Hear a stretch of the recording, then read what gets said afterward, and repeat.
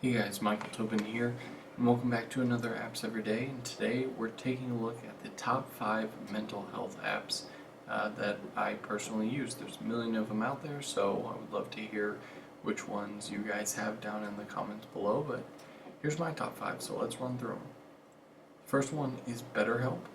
This is great if you don't have a therapist or counselor, as those can be very expensive with different things if you don't have the right insurance or something like that. So this is all about talking to a legitimate counselor. Now, I haven't done this in about a year. You can see she reaches out every once in a while.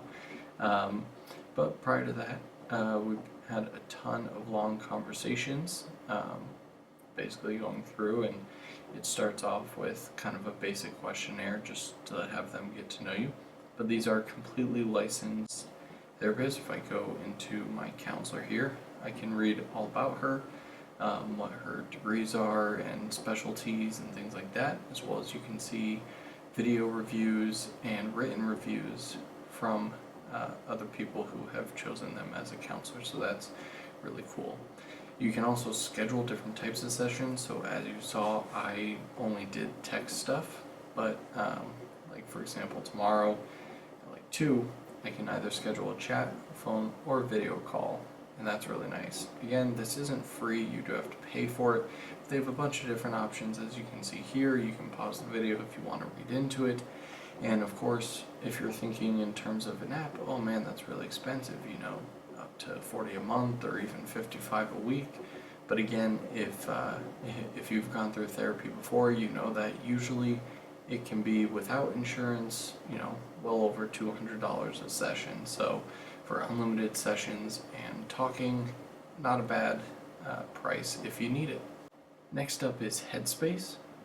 This one is an extremely popular meditation app, and they've added to it over the years crazy amounts. I used to use this all the time. It's been a while since I've used it, but I know it's still one of the best out there. You basically have different areas in which you can practice meditation for, so whether it's stress and anxiety, work and productivity, sports, physical health, all that sort of stuff. It's always really nice that you can go in by a specific category. Maybe you're not a morning person, and you can see all the different meditations for that. And you also, in addition to obviously having to be subscribed, you unlock things as you go, so you can't start with just the highest end stuff or the most complicated or the most advanced. You basically have to start on the ground level, just like anything else. So they do a good job at making sure you don't rush through anything. They even have something called Everybody Headspace, which I believe is like a group meditation. So it's just kind of, you can see how many people are in the session as well. So kind of get that sense of community, so that's pretty cool. So definitely check out Headspace if you're interested in meditating or just kind of trying to figure out some tactics to reduce anxiety and stress and things like that. Stigma is coming up next. This is kind of a mood diary / statistics, analyzing your moods, and I really like the layout of this as well. Now, I haven't used it in a while, so let me go back. Okay, so going back a while, you can see that these different days, I can tap on them and see what my journal entries were for the day, and then obviously I can put a associated feeling with that. So for example, if I want to add a new one, it's really simple. Basically ask how you're feeling. I can say I'm a bit tired now, didn't get much sleep. And then you can choose to share it with your community or your pen pals. So speaking of that, on the bottom left you can see pen pals. You can actually add different people and talk to them, kind of help others through it as well. You can edit bio, and so they'll kind of find people who are around your age who may be going through some similar things. You can also search by just your entries, so you can see all the things that you've written. And then below this you'll have like a word cloud as you begin typing things, and what that does is the more you use a word, the bigger it will show up here, and it will sort through positive and negative, or all of them, which is really nice. As well as you can see your graph of, if you're having really consistent bad days or good days and all that good stuff. So you can dive a lot more into the Stigma app, but it's really quick and easy. If you spend about 2 minutes a day, you'll get it all filled up, so that's good. And then the last two are actually brand new. I haven't downloaded, or actually just downloaded, sorry, and haven't used much.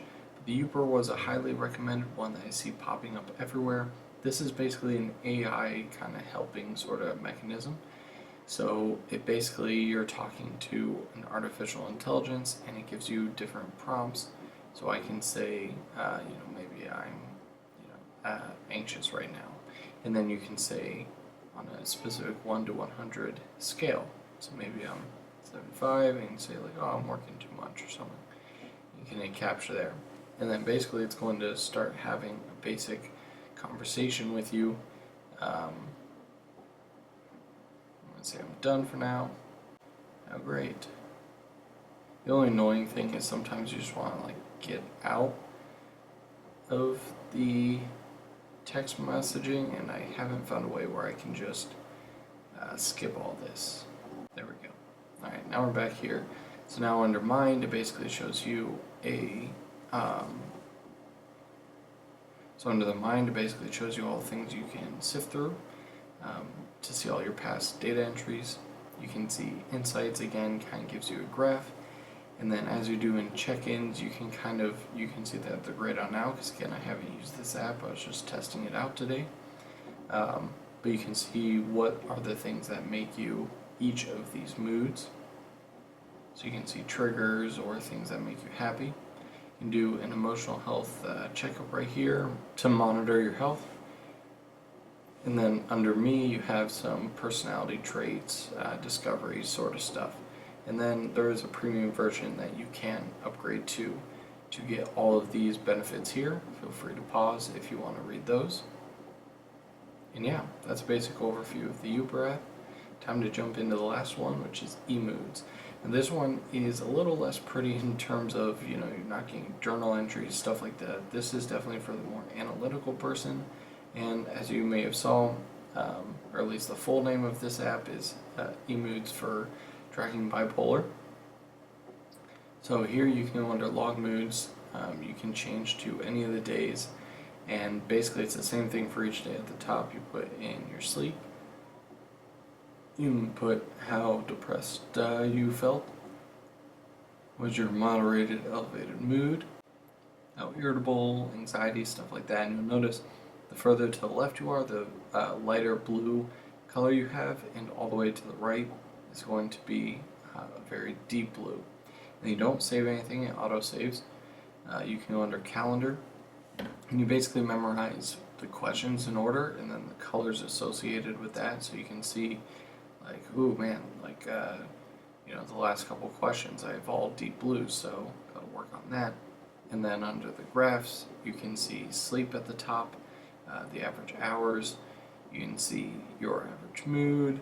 And interesting enough, part of the data entry is at the very bottom, you'll see today's weight.